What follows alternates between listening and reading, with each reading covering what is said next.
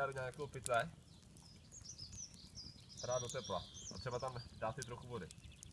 A ono se to buď chytne, anebo ne. To záleží, jestli ten strom má ještě nějaký sobě protilátky. A nebo nemá. A co, že to má být za hubu? Tady zrovna to je nějaká popěnka měnivá. Nevím. Tak k čemu je to dobrý? Jo? To se ho ptáš. Ne, jsou to nějaký různý tyhle ty proti těm škodlivinám. No a hlíva plicní, ta roste tamhle v tom, jak tamhle ten lesejk.